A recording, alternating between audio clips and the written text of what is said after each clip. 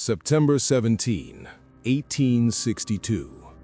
Dawn breaks cold over Sharpsburg, Maryland. Two men crouch behind a split-rail fence in a trampled cornfield, 60 yards apart. Both are 20-something. Both have the same nose, same eyes. Brothers. One wears Union blue. One wears Confederate gray. Their mother is back home in a border state, praying for sons who are about to try to kill each other. The order comes to advance. Before sunset, 23,000 men will be casualties on this farmland. This is Antietam, the bloodiest single day in American history. The fracture that put brothers in opposing trenches began long before the first shots. The United States in 1860 was a nation arguing with itself over expansion, representation, and the foundational question of whether one human could own another. When Abraham Lincoln won the presidency without appearing on a single Southern ballot, 7 states seceded before his inauguration. The issue was slavery. Stated plainly in Mississippi's Declaration, our position is thoroughly identified with the institution of slavery, the greatest material interest of the world. But secession didn't split cleanly along state lines. It shattered families. The Crittenden brothers of Kentucky both became generals, one Union, one Confederate.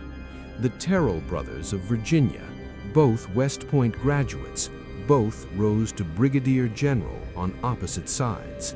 Both were killed in battle. Their father erected a monument. God alone knows which was right. Border states became theaters of intimate civil war. Maryland, Kentucky, Missouri, places where neighbors shot neighbors, where sons defied fathers. At the center stood 4 million enslaved Black Americans, their stolen labor creating the wealth that made Southern planters among the richest people on earth. Cotton was king, and the kingdom was built on bodies. Lincoln didn't want war. His inaugural address pleaded, "We are not enemies, but friends." But on April 12, 1861, Confederate artillery opened fire on Fort Sumter.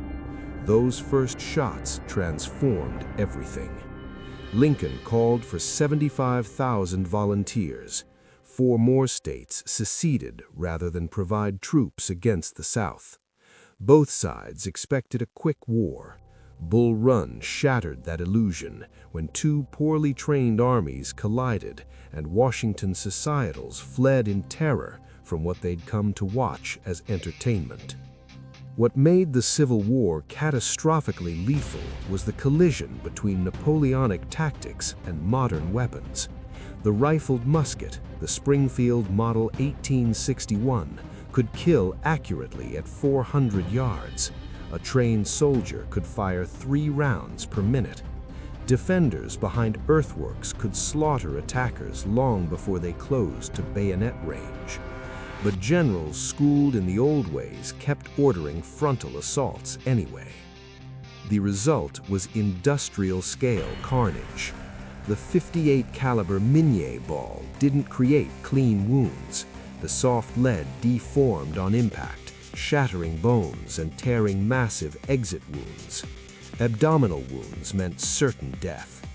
Field surgeons amputated shattered limbs without anesthesia, sawing through bone while men screamed.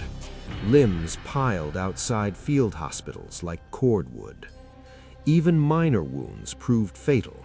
Doctors didn't understand germ theory, moving from patient to patient without washing hands, spreading infection with every cut.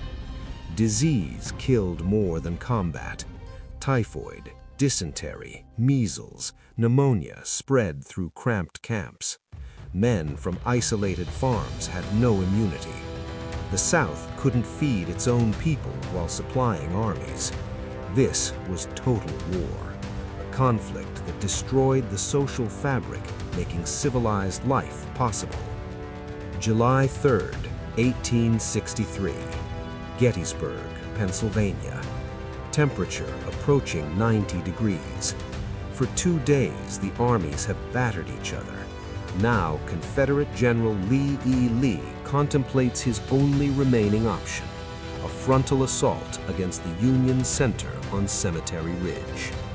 3/4 of a mile of open ground lies between the lines, ground commanded by artillery and riflemen at every yard. General Longstreet protests. He knows what will happen. Lee doesn't waver. At 3 p.m., 12,500 Confederate soldiers step off in parade ground formation. Drums beat the rhythm. Bayonets glint in afternoon sun. They cross the Emmetsburg Road, formation compressing towards a copse of trees marking their objective. At 200 yards, Union artillery opens. Solid shot tears through the advancing lines, each ball smashing through files of men. Shells burst overhead, shrapnel scything down like metal rain. Men fall by hundreds. The lines close up and continue. At 100 yards, Union infantry begins firing. 8,000 rifles, 3 shots per minute, aimed at massed targets impossible to miss. The Confederate front ranks dissolve. Men trying to step over bodies are shot down onto those same bodies. A few units reach the stone wall. General Lewis Armstead leads men over in what will be called the high watermark of the Confederacy. For 5 minutes they fight hand to hand. Then Armstead falls, mortally wounded. The breakthrough collapses. The survivors run back across ground carpeted with their dead. Of 12,500, fewer than half return unharmed. When Lee orders Pickett to prepare for counterattack, Pickett replies, "General Lee, I have no division now."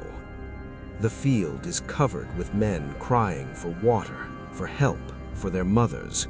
Among the Union defenders are men who recognize faces among the attackers, old friends, former classmates, in some cases, literal brothers.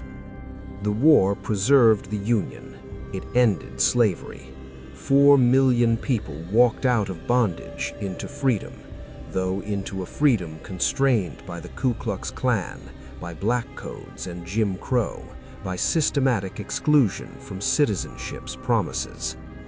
But the cost, 750,000 dead. That number cannot capture the widows who never remarried, the children who grew up without fathers, the mothers who buried sons. The South's economy, built on slavery and cotton, collapsed completely. It took 70 years for Southern per capita income to approach Northern levels. The fundamental questions that caused the war were not truly answered, only temporarily suppressed. The promise of Reconstruction, that freed slaves would be integrated as full citizens, was betrayed within a decade. Federal troops withdrew in 1877. White supremacist governments took over. Lynchings became common. The bullets stopped, but the killing continued in different forms. The monuments erected after the war, most built during the Jim Crow and civil rights eras, were often not about honoring the dead, but asserting white supremacy. The Lost Cause mythology transformed a war fought explicitly to preserve slavery into a noble crusade for states' rights. If you visit the battlefields today, you'll find manicured grass and tourists taking photographs. But dig anywhere and you'll still find bullets, still plow up bones. The dead are permanent residents of ground they died fighting over, for reasons that grow more mysterious with distance. The Civil War was democracy's catastrophic failure, the moment when talking stopped and killing began. It proved Americans would rather slaughter each other by hundreds of thousands than compromise on fundamental questions of power and human dignity. That's not comforting, but it's truth. And if we can't face what our ancestors did to each other, we learn nothing and honor no one.